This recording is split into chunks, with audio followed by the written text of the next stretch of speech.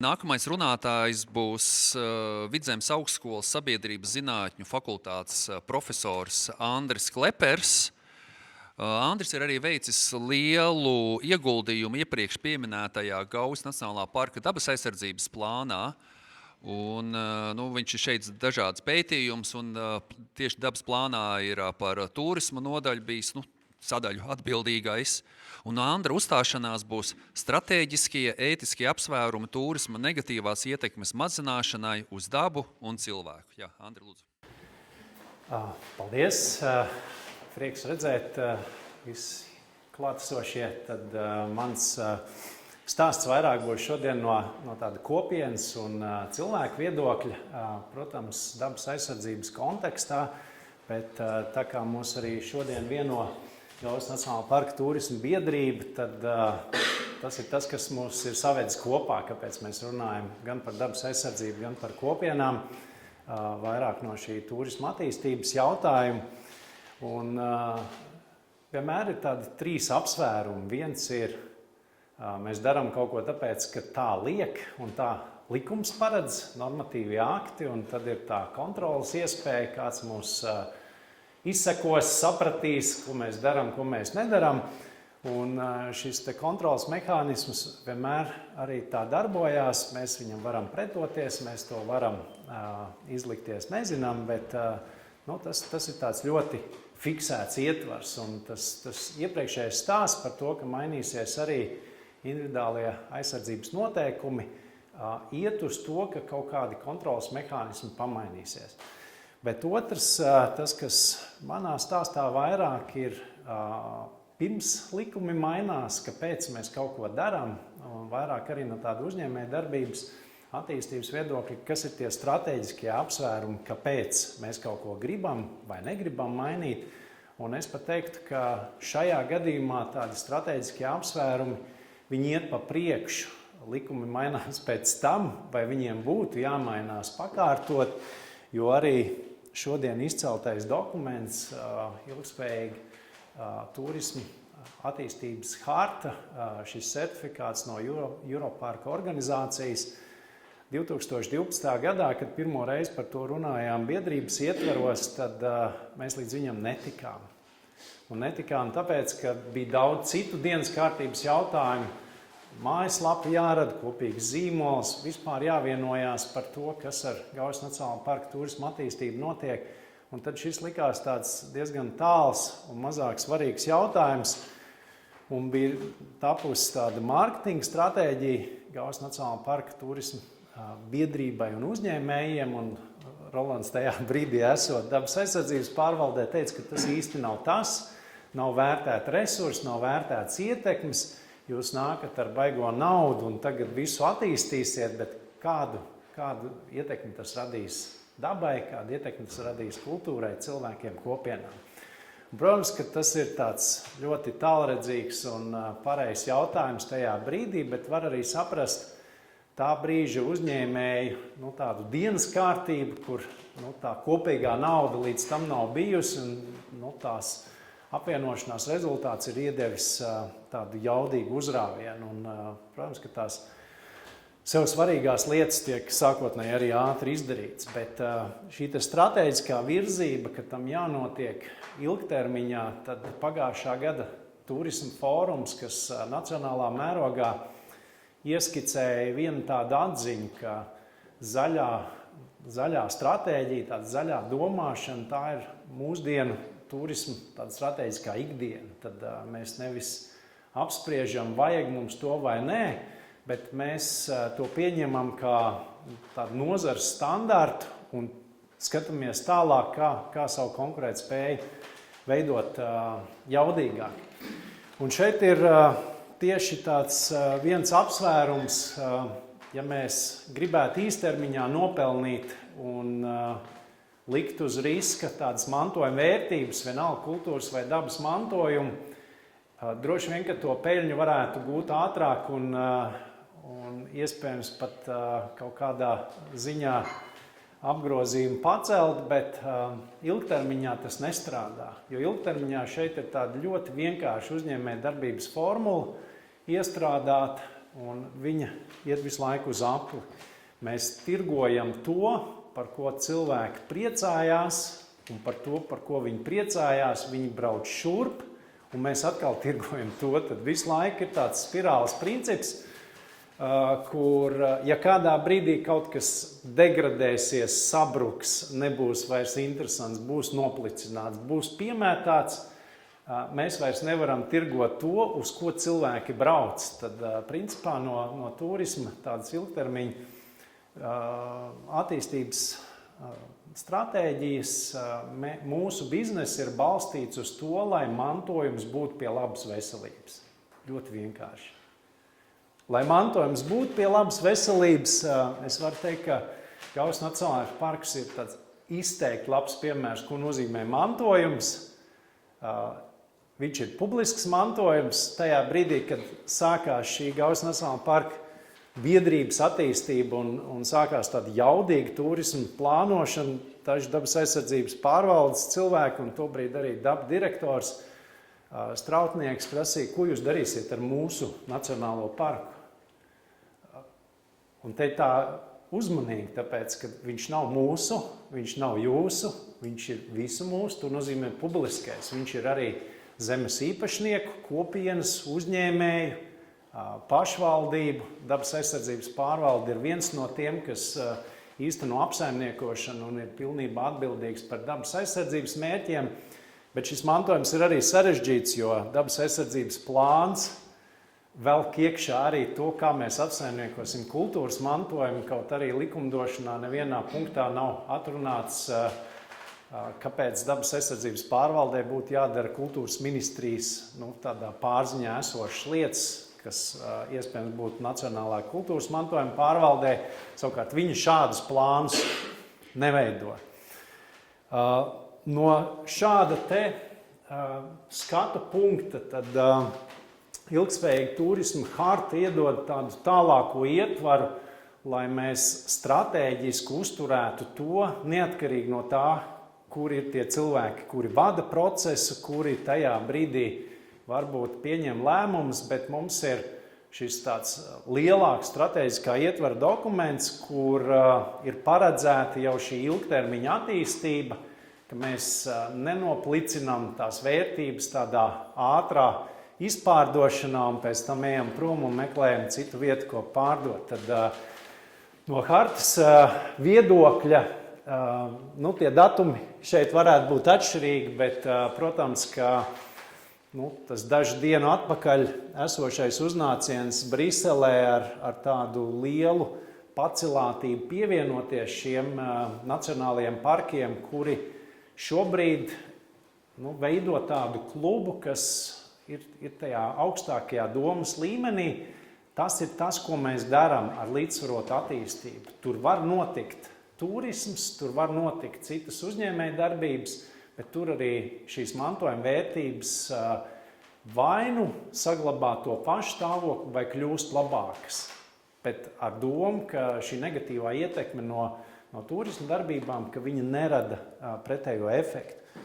Un līdz ar to arī šeit parādās tie galvenie punkti, ka tas nav tikai tāds certifikāts vai dokuments, bet tā ir tieši tā strateģiskā ietvara būtība, ka dabas un kultūras mantojumu, es liktu droši vien arī ainavu šeit klāt, aizsardzību un stāvokļu uzlabošanu, tad mēs nerunājam par pasliktināšanu, tad aizsardzība ir arī turisma resursa aizsardzība. Tas ir tas, kā šo var tulkot uzņēmējiem. Turisma pakalpojumu pieredzējumu kvalitātes uzlabošana.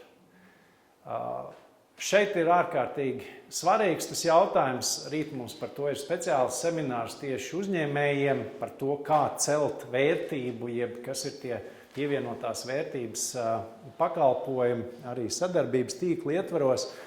Un tas ir arī daudz kur citur, ja jūs aizbrauksiet uz Palangu, piemēram, kāda veida Baltijas jūras pieredzi jūs tur iegūsiet. Un vienā brīdī tur būs viskaut kas, ko lēti tirgo čībiņas, saules sargi pārējais, vēl kādā vietā plasmas palma. Un, protams, tā, ka jūs iziet līdz pludmalē, jūs redzat to balto kāpu, un es neko negribu teikt par palāms likt, bet jau pateicu, atvainojiet par to. Bet šī pieredzējuma kvalitāte nav domāta uz apjomu un izpārdošanu. Un Latvijā turismā balstīt stratēģiju, kas ir tikai vērsta uz zemu cenu un lielu apjomu, viņa dažās vietās strādā, bet vispār viņi ir bīstami, ja mēs ejam šo modeli ar vērtību tirdzniecību. Tad mums ir daudz vairāk jāiet tāds gudrais ceļš, kur šīs vērtības tiek meklētas ar zīmoliem, ar stāstiem nostiprinātas, tirgotas ar tādu augstāku pievienoto vērtību. Un, tas ir tas, kur arī no Vidzemes augstskolas ar tādu pētnieku pienesumu mums ir interesi, ka uzņēmējiem klājas labi, ka viņu konkurētspēja tiek celta, bet tieši ar šo te nosacījumu ietvaru. Trešais punkts, kas arī ir stratēģisks un nav tik svarīgs no likuma viedokļa, tā ir sabiedrības izpratnes veicināšana. Un tas arī bija 11 gadus atpakaļ strautnieku jautājums dabas aizsardzības pārvaldes tādā lielajā ietvarā. Kāpēc mums vispār vajag turismu? Kāpēc mums jāsargā daba, taisam to ciet, un ko mums tas turisms dod? Un no vienas puses mēs teiksim, ka tā ir tāda nozara un ekonomika, bet tajā brīdī, kur mēs runājam par jaunu teritoriju veidošanu, mēs runājam par esošo vērtību sargāšanu, tad jautājums vienmēr būs, kurā pusē nostājas sabiedrība, kā sabiedrība uztver procesu, vai sabiedrība saka, mums vajag dabu, vai sabiedrība saka, jūs tur visu tikai aizliedzat, dodat mums brīvas rokas rīkoties. Un es šeit negribētu arī tā nodalīt viņu un mēs, jo tajā mirklī, kur mēs sakam, kas ir sabiedrība, mēs varam to sabiedrību sadalīt mazākās kopienās, un no kopienu viedokļa mēs šeit arī pārstāvam vienu kopienu. Kopiena, kas ir Gaujas Nacionālā parka uzņēmēja kopiena, kur es gribētu teikt, šai kopienai piederīgi ir uzņēmēji līderi, kuri jau daļa sākotnēji noticējuši šai idejai, turpina viņai sekot, ir stabili biedri šajā kopienā un domu līderi.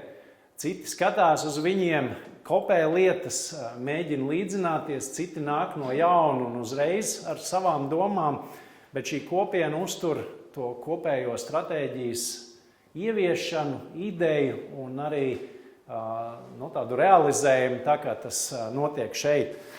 Un tajā mirklī, kur mēs to kopienu pārliekam uz vietējo iedzīvotāju, kaut kur ir kopienas un kaut kur nav, jo kopienai pēc tāda definējuma ir 3 svarīgi elementi.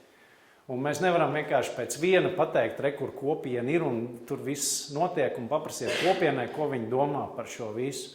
Tad pirmais, lai būtu cilvēki. Te ir cilvēki un daudz kur ciemos un pilsētās ir cilvēki. Bet cilvēks pats par sevi, tad otrais elements ir, ka viņus vieno kaut kādu kopīgu iezīmi. Mūsu gadījumā tas ir mērķis, stratēģija, turisma attīstība Gaujas Nacionālā parkā, un zem šī karoga mēs 15 gadus vairāk darbojamies ar šo te vienoto stratēģiju. Ja liekam soli atpakaļ, tad Siguldas reģiona turisma biedrība no 2000. Gada jau darbojās ar šādu te kopīgu redzējumu. Kopienām var būt arī citas iezīmes, kur mēs varam atpūsties, kā mēs varam piekļūt Gaujai, kā turisti mums dara pāri vai savādāk, tad tur ir tie kopīgi apspriežamie jautājumi. Un trešais elements, un tas ir tikpat svarīgs, ka tur vispār ir miedarbība, ka šie cilvēki kontaktējās, ka viņi runā savā starpā, ka viņi risina kaut kādas lietas, līdziesaistās. Un tāpēc es varētu teikt, ka Gaujas Nacionālais parks ir uz tā Eiropas sabiedrības fona, kur arī citiem parkiem ir šāda te certifikācija. Mēs esam ļoti apdzīvoti. 43 ciemi, kas ietilpst iekšā vai piekļaujās Gaujas Nacionālajam parkam, blīvi apdzīvotas vietas. Tas ir daudz, bet vai es varētu teikt, ka visas viņas darbojās kā kopienas, daļa jā un daļa nē. Un tas, kas mums ir droši vien jāpanāk kopīgi, ka arī kopienām ir vairāk šo vienojošo jautājumu, par ko runāt, kas veido gan to savstarpējo miedarbību, gan arī to kopīgo iezīmi, vēl bez tā, ka tur ir teritoriāla iezīme, vēl bez tā, ka mēs dzīvojam vienā teritorijā, līdz ar to mums ir viena problēma vai viena iespēja. Nacionālam parkam raksturīga turismu piedāvājuma attīstīšana. Tad esam arī stratēģijā nodefinējuši gan par autentisku kultūras mantojumu, gan šos te gaujas stāstus. Un, viņi daudz ir vērtīgi un ļoti interesanti. Viņi ir palīdzējuši piesaistīt šeit pasākums, palīdzējuši uzņēmējiem pārdot kādu savu pakalpojumu vairāk, bet tajā galvenajā idejā, ka tiem no strateģiskā viedokļa šiem piedāvājumiem ir jābūt tādiem, kuri respektē vērtības.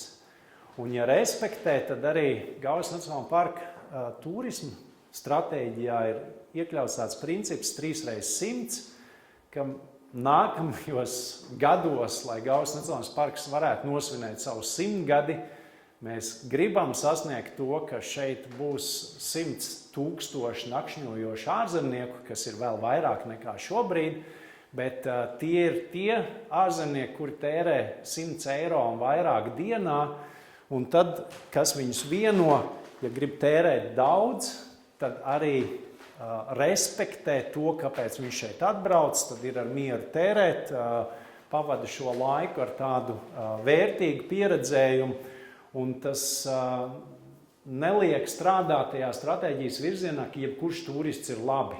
Jebkurš, atpūtnieks, kurš atved puscūku bagažniekā un pats nošmorē un paņem vēl laivu līdzi uz jumta, tad šeit paliek slodze, atkritumi, CO2, vēl kaut kas, bet nepaliek vietējai ekonomikai un varbūt arī tam vietējiem nekāda īsta prieka nav. Svarīga daļa ir arī šī dalīšanās, zināšanās, iesaistīto pušu izglītošana, treniņi. Es teiktu, ka biedrība regulāri to ir nodrošinājusi un to paredz arī harta, un tas ir viens no tādiem punktiem, kur arī mēs šajā pieteikuma dokumentā likām vairākus punktus iekšā, ko mēs varam dot Eiropai kopumā no tām lietām, ko var mācīties arī citi nacionālie parki par to pašu stratēģijas ieviešanu, uzraudzību un citām lietām. Un vēl viens skatījums tieši no tā, ko šis dokuments sevi ietver no tāda stratēģiskā viedokļa, domāju, ka šeit ir tieši tas kopienu punkts, un varētu teikt, ka vērtētāji arī šo pamanījumu mazliet pakratīja Gaujas Nacionālā parka virzienā, ka jūs labi darbojaties ar uzņēmēju darbības stratēģijām, jūs esat labā dialogā ar dabas aizsardzību, bet tāda kopienu līdziesaiste dažādos procesos, ka viņi varētu būt lielāki. Un tas ir tas, kur mēs esam šajā procesā Latvijā kā sabiedrība kopumā, arī ar pašvaldības līdziesaistes instrumentiem, ar to, kā kopienas pašorganizējās, kā viņas var noteikt, kas mūs interesē, kas mūs neinteresē, un arī tādās plašākās diskusijās par to, kā risināt dažādas problēmas. Un viena no problēmām mums uzkrita, ne tā pēkšņi, bet iet tās infrastruktūras lietas uz galu tajā brīdī, kad dažas takas ir sabojātas un kaut kur kaut kāda pakāpiena nolūst. Viens ir vienmēr iestāties pozā un teikt, jūs esat atbildīgi un neiet un salabojiet. Un kāds pateiks, mums nav naudas, un mēs abi esam dusmīgi, man nav naudas, man vajag un es nevaru. Un no otras puses, ja es tur dzīvoju kā vietējās kopienas iedzīvotājs, es tur vedu savus viesus. Tas ir līdzīgi kā savā viesistabā, ja tur kaut kas nav kārtībā, es eju un taisu. Un es negribu teikt, ka par saviem līdzekļiem, tad kā māku tā salaboja, mums būtu jāveic viss darbs, kas ir publiskā infrastruktūra, bet šī līdziesaiste, ka daļa no mantojuma ir arī mūsu kopējais mantojums, arī no kopienu viedokļa, tādā plašākā starptautiskā praksē, tur ir vēl daļa no spēka. Mums bija ļoti labs piemērs no Jaunzēlandes Nacionālā parka Tiri sala, kur viņi atrodas blakus Auklandai, līdzīgā attālumā, tā kā no Rīgas līdz Siguldai atbraukt. Un viņi bija iesaistījuši 1300 pensionārus brīvprātīgajā darbā. Tur bija viens koordinators, tie seniori teica, laiks mums ir, dodiet darbiņu, mums ļoti patīk, ja zinātnieki runā ar mums ļoti patīk, ja dabas pētnieki runā ar mums. Mēs varam uzturēt infrastruktūru, mēs varam veikt monitoringu pētījumus, tur viņi lika dažādus tintes slazdus, lai redzētu, vai žurkas uz saules nenāk. Tādi ar invazīvām sugām strādāja. Un mēs nonākam pie tā, ka Latvijā mēs esam tajā sabiedrības attīstības fāzē, kur sabiedrība noveco izteikti, un bērni ir mazāk, un ir šī depopulācija. Un tas, ka mēs skatāmies jauno rangeru virzienā, ir labi, bet es teiktu, vecie labie rangeri ir tikpat labi, un tas parādītu kaut kādas citas iespējas, kur tā sociālā un ekonomiskā attīstība ir vēl viens no jautājumiem, ko es tūdēļ parādīšu ar pāris tādiem piemēriem no aptaujas, ko veicām Gaujas Nacionālā parka mājsaimniecībās, gandrīz 300. Un Vidzemes reģions kopumā ir salīdzinoši apdraudēts. Ir kopienas, kur 20 gadu laikā, kopš sāka darboties Siguldas reģiona turisma biedrība, mums ir daži pagasti, kur iedzīvotāju skaits ir samazinājies par trešdaļu.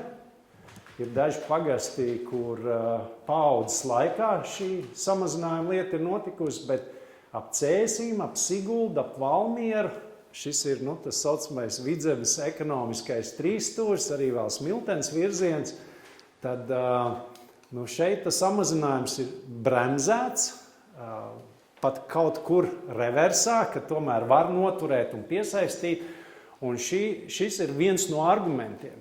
Nesen pārdeva vienu nekustamo īpašumu Gaujas Nacionālā parkā pie skaista ezera, cena gandrīz 1 miljons, un tur pārdošanas sludinājumā, kas ir City 24, pat ne SS, bija rakstīts, ka un šobrīd ir garantija, ka kaimiņu nebūs. Jo to paredz MK noteikumi tādi un tādi, un tas MK noteikumi nozīmē, ka tur ir dabas lieguma zona, tur nedrīkst būvēt. Tātad no vienas puses mēs sakam, visu aizliedz, nedrīkst būvēt, bet tad, kad ir uzbūvēts, tad mēs sakam, cik labi, ka nedrīkst būvēt, jo tādā pārskatāmā periodā pie esošām valdībām ar esošo regulējumu tā vērtība ir augsta. Un līdz ar to, mēs runājam par Nacionālo parku kā par mantojuma vērtību, kā resursu, un skatāmies, tāpēc arī ir svarīgi, ka pašvaldības vienmēr ir dialogā, lai viņas var to izmantot. Un tad paliek tas uzdevums mums arī no pētniecības puses, kā tādiem turismu policistiem reizēm, uzturēt to skaita kontroli ar dažādiem mehānismiem un varbūt kaut kur arī iejaukties, kur iet pāri, kas notiek nepareizi. Un es dažus tādus ieskats parādīšu, kur ir gan šie strateģiskie, gan ētiskie apsvērumi, mazāk tas likuma ietvars. Un tas, ko es parādīšu, būs vairāk no šī iedzīvotāja skatījuma. Tobrīd mēs viņus nodefinējām kā mājsaimniecības, ka izstrādājot dabas aizsardzības plānu, tika uzrunāts nepilns 300 mājsaimniecības no tiem cilvēkiem, kas dzīvo Gaujas Nacionālā parkā, bet uzreiz jāsaka, ka daļa nezināja, ka viņi dzīvo Gaujas Nacionālā parkā. Tāpēc, ja es runāju par to, ko nozīmē GMP kopiena, tad tur pietrūks dažu to iezīmju. Nepietiek ar to, ka mēs esam vienā teritorijā, neapzinoties, es pat īsti nezinu. Un kur ir problēma, ka tie ir daži ciemi, tās ir daži daudzstāvu mājas, varbūt kāds dzīvoklis līgatnē. Gaujas parks ir tur, bet te nē, te ir mans dzīvoklis, te ir mana māja, te ir mans pagalms. Tas, ko esam iekļāvuši stratēģijā un kas ir Iedzīvotāju viedoklis par to, ka turismam var būt negatīva ietekme, šeit ir diezgan augsts, vai turisms, publiskie pasākumi, atpūtnieku aktivitātes jums kādā mērā ir bijušas traucējoši. Un tad tie, kas saka, jā, tie ir 11, dažreiz 14%, tad principā šī tā ietekmētā daļa, kur jau izveidojās 1/4 daļa aptaujāto iedzīvotāju. Un, protams, ka tas dažreiz varbūt, ka tiešām ir dažreiz, tur vienreiz bija vienības brauciens, netiku kaut kur uz veikalu, viss bija nobloķēts. Un tomēr tas ir tāds pietiekami augsts cipars, kur mēs gribētu, tādā vidējā termiņā 6, 7 gadi, kamēr arī stratēģijas tāds ieviešanas laiks, novilkt šo skaitu vismaz uz 10%. Līdz 10% sūdzība, tas ir tas līmenis, kur vienmēr kāds var būt neapmierināts, vienmēr kādam kaut kas var traucēt, bet tas ir salīdzinoši augsts. Un te ir arī dažas tās iebildes, ko tad vietējie iedzīvotāji teica. Turisms izspiež vietējos, pārāk liels masu turisms, troksnis, sadzīves atkritumi, privātuma nerespektēšana, patvaļīgi postījumi dabai un nedroša satiksme. Tad skaņosi velo maršrutu, tad te ir tieši tie nosacījumi, pa kādiem ceļiem, cik intensīvā satiksmē tas var notikt. Un daži tie kritiskie posmi bija arī startautiski jau skaņotos maršrutos, kur, piemēram, Cēsis Valmiera šis ceļš, tur ir gada laikā mazliet vairāk par 1 miljonu mašīnu braucieni. 1 miljonus mašīnu braucieni. Pie Sēnītes, kā kuru gadu starp 8 un 11 miljoniem, no Murjāņu puses mazāk, tur ir kādi 7,000 mašīnu braucienu dienā, bet beigās tas summējās tādā ļoti pamatīgā daudzumā. Un no vienas puses tā ir tā nedrošība, bet arī, ja mēs runājam par to kopējo skaitu, tad tas automašīnu skaits, kas ir visapkārt Gaujas Nacionālajam parkam, viņš ir milzīgs. Un tajā brīdī, kad mēs runājam arī par dažām zonām, kuras būtu daudz vairāk jāpataupa dabai, vai kur ir tās zonas, kur rodās troksnis, kur ir daudz sadzīves atkritumu, izrādījās, ka viena no kopējām problēmām Gaujas Nacionālajā parka apmetņu un atpūtas vietās ir tās vietas, kuras ir nepieskatītas un kur var piebraukt ar mašīnu. Līdz ar to tur var labi iedzert, tur var labi iesvinēt un tad kādā brīdī arī dziedāt vai mest krūmos. Un, protams, ka tie, kas tur tuvumā dzīvo, tad viņi to uzskata kā problēmu, bet tad kā problēma parādās arī, ka citi turisti saka, mums traucē pārējie apmeklētāji.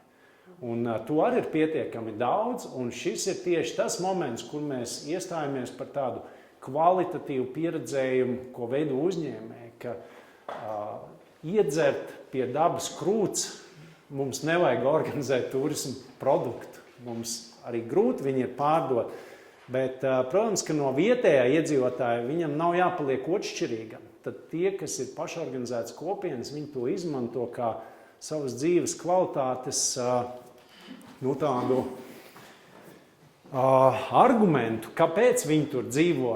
Un šeit bija arī tāda stereotipizēta ainava nākotne, kādu grib redzēt kopiena mājasaimniecības dzīvojot Nacionālajā parkā.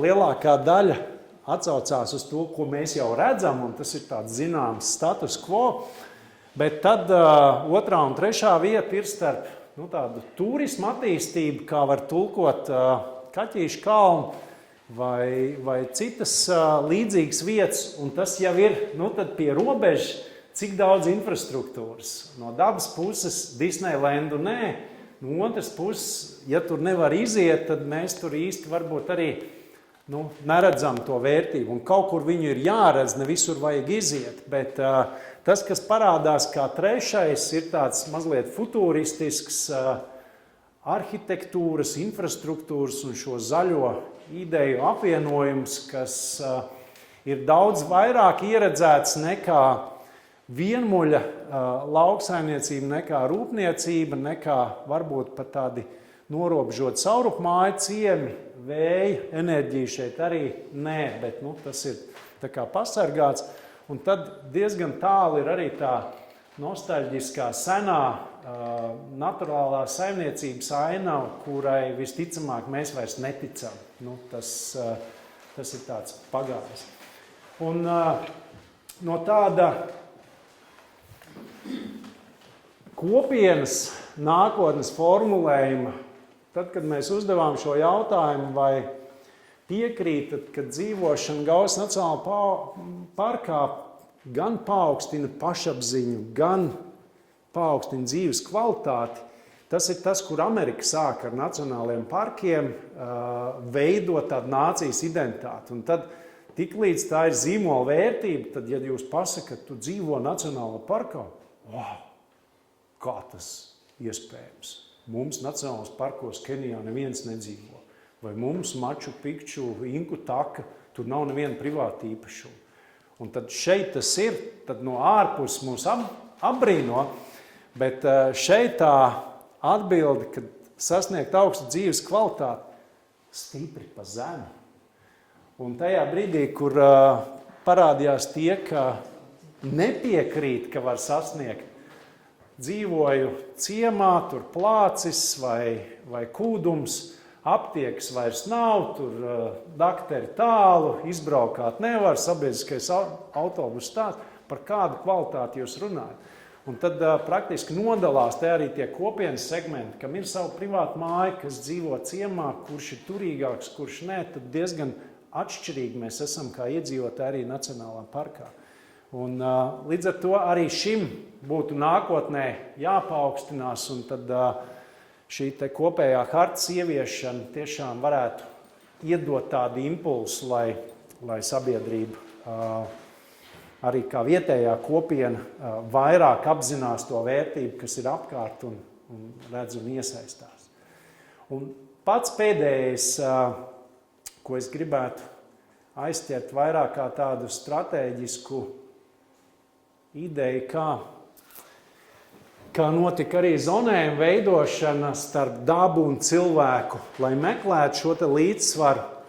Praktiski tie ir tādi divi ekstrēmi. Un šeit ir tāda darba kartas versija, kur viens ekstrēms ir ciemi, un te ir daudz cilvēku, un te ir daudz aktivitāšu, un otrs ekstrēms, šitien ir daudz dabas, tas ir tālu no ciemiem, no cilvēkiem, un tur visticamāk ir daudz dabas aktivitāšu. Un saliekot to kopā, jūs redzat, ka tā Nacionālā parka vērtīgākā zona, kas ir tā dabas lieguma zona, viņa praktiski izliecās cauri šiem ciemiem, aptver lielākoties tās senielējas stāvākās nogāžu daļas, kur arī ir koncentrēta lielākā daļa dabas vērtība. Un tad, kad jau tādā modelī pievienoja klāt arī, kur atrodās tad mūsu turismu uzņēmēji, tad praktiski viņi ir ārpus tām dabas ļoti vērtīgajām zonām, un tā ir arī viena no tām pieejām, kas tiek strateģiski izmantot šādu vietu plānošanā, ka mēs pārdodam skatu, mēs pārdodam ainavu, mums ir ārkārtīgi svarīgi šie savienojumi, garās takas, mežtaka, kamīno taka, ceļi, arī velo ceļi, bet mēs nelienam ar visām produktu veidošanas darbībām jebkurā zonā, ka mums vajag to neaizskarto daļu, lai arī no šejienes mēs skatoties tur lejā saprastu, ka tas ir vērtīgs skats, kura dēļ es esmu atlidojis. Un šeit veidojās gan tāds iekšējais ētikas kodeks, tad, kur mēs paši kā sabiedrība uzskatām, ka vajag iet. Un 90. gadu domāšana bija tāda, viss ir resurss, velkam ārā, kur ramatu klintis, ejam uz turieni. Bija uzlikt skaitītāji, uz ramatu klintīm nav norādes, nav nekāda maršruta, bet takas ir visur. 2000 cilvēki gadā pēc skaitītāju datiem aiziet uz klintīm, kuras mēs nereklamējam, neiesakam, un tāpat tur kādam kaut ko vajag. Un vienmēr tādas vietas arī būs, bet tad Šeit arī no uzņēmējdarbības viedokļa ir svarīgi koncentrēt to plūsmu, kuru mēs varam ietekmēt ap tiem uzņēmējiem, kuri arī nosaka dienas kārtību, kuri veido šo piedāvājumu un kuri tad nonāk uz vāka, kuri tiek reklamēti, kuri nonāk tajos starptautiskajos tirgos, kuri reprezentē Gaujas, Latvijas, Baltijas šo dabas un kultūras mantojumu. Tā kā tur es arī gribētu noslēgt, es domāju, ka skatos pāri un redzu, ka tas ir arī tas mūsu sadarbības ceļš gan ar biedrību, gan ar uzņēmējiem par to, ko nosaka viens vai otrs likums. Drīzāk šī stratēģiskā virzība nevienā mirklī mums neuzliek šķēršļus darīt legāli tās lietas, kas ir ar augstu pievienoto vērtību, bet tad šis darbs kopienu virzienā, kopienu tāda lielāka pašorganizēšanās, vēl lielāka līdziesaist, tas tiešām būtu tas, kur nākotnē ir vairāk jāpiestrādā un kur mēs gribētu redzēt, ka cilvēki vairāk lepojās ar to, ka viņi šeit dzīvo, vairāk novērtē arī to, ka viņi var izmantot to pašu mežtaku, piemēram, kas bija kā piemērs šeit, jā, ka ja es izlieku Camino vai mežtaku vai kādu no šiem velo maršrutiem, tad tajā nākamajā etapā bija skatījums, kur no ciemiem, jebkura no šīm kopienu vietām, kur ir jāizveido mazs savienojums, vai tas ir veloceļš, vai tas ir gājējceļš, lai viņš nokļūtu līdz šai garajai takai. Un tajā brīdī, kad es tur nokļūstu, tad mēs kļūstam par, tas ir mans outdoors, tur es varu nodarboties ar veselīgu dzīvesveidu, tur es varu vest savus ciemiņus, tad šie savienojumi rekreācijai, vietējām kopienām ir tikpat svarīgi kā turistiem. Paldies! Paldies, Andrim! Aplausi! Kamēr pārlieku mikrofonu nākošajai runātājai, ir iespēja vienu jautājumu uzdot. Nav? Ja jautājumu nav? Jā, lūdzu. Jā, Andrij, tu atsaucies arī uz šo Amerikas pieredzi par nacionālajiem parkiem. Mēs ikdienā gadu gaitā strādājot arī ar turistiem, sastopamies tieši ar šo klišejisko attieksmi. Kur es varu ieiet nacionālajā parkā? Kur ir tie vārdi? Vai kā tu raksturotu? Vai tas nav saistīts tomēr ar tādu arī turismā skatu uz to jēdzienu nacionālais parks, ja runājam par eksporta tirgiem, kuriem varbūt tā izpratne par nacionālo parku ir tuvāka lieguma zonai vai rezervātiem nekā mums vietējiem, kas šeit dzīvo? Es teiktu, ka atbildi ir mērogā. Mums ir vajadzīgs viens vārds, viņi tā mākslīgi izveidot. Tas ir tas, kas vajadzīgs ar vien vairāk jaunajām paaudzēji tās instagramējumās vietas, lai es varu pateikt, es biju Nacionālajā parkā. Jūs esat radījuši vienu instagramējumu vietu šajā zālē, to droši vien tā īstā ir tur. Bet tas otrs jautājums, kur var nonākt aiz tiem vārtiem tālāk, un es redzētu, ka tā ir tāda ārkārtīgi svarīga pamatlieta. Ilzi jau viņu aizskāra. Es zinu, ka tas ir sarežģīts jautājums, visas vienošanās līguma, lai iziet cauri privāti īpašumiem, mežtaki. Ja mēs paskatītos Cinque Terre nacionālais parks, Itālijas piekrasts, tur ir brīnišķīga taka pa dažādiem posmiem sadalīt, pieminētā Inku taka, Apalaču takas. Mums ir daudz tādi dažādi aktivitāšu maršruti takas, kuras mēs varam nosaukt Wild Atlantic krasts, piemēram, kur tas iedod to virzību. Un tur man ir pa maz ar vienu cecīļu gājienu, ar vienu sietiņiešu gājienu. Tas viss būs, tie ir tādi elementi, ko pielasīt klāt, bet tā lielā doma, ka mums ir ļoti labi var laivot pa Gauju, kas daudz viet nav. Pat Somijā ir daudz mazāk upju kā Latvijā. Ūdens turisms šeit ir populārāks nekā tur.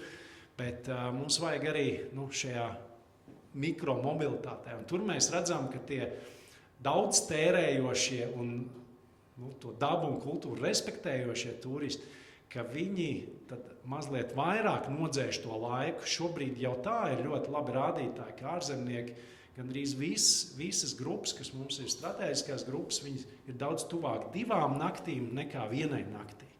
Un tas nozīmē, ka tās lēnās kustības plānā ir vismaz kādi 8 ceļi, kurus mēs gribam slēgt automašīnām. Es ceru, ka tiešām slēgs, tāpēc, ka nevajag pie visām apmetņu vietām braukt un piknikot. Ir daži, kuras ir plaši pieejamas, un to vajag darīt, bet tās ir klusās apmetnes, un tad arī lielāka apmierinātība. Un tad tas veido to pievienoto vērtību, arī uzņēmējiem iedod vēl vienu lieku ēdienu reizi, ko notirgot. Un tie vārti, tas ir tāds zīmola nostiprinājums, kur mēs varam teikt, ok, jā, bet es droši vien tur arī būtu uzmanīgs drīzāk izcelt tāds landmarks, saucamos tās vietas, ka te ir Nacionālais parks un te ir kaut kas vērtīgs. Jo mēs paši veidojam to mūsu uzņēmēju kopienas identitāti plašāku. Ja mēs visur saliksim tās robežzīmes, ka Nacionālais parks ir te, tad 10 km tālāk vairs nejūt piederību, jo jūs jau visu esat tur izveidojuši. Tā ka mums no tā turisma attīstības viedokļa pat nav tik svarīgi visur tās robežas ievilkt. Stratēģiski mēs viņus redzam plašāk. Paldies, Andrim. Tā, es jau minēju, ka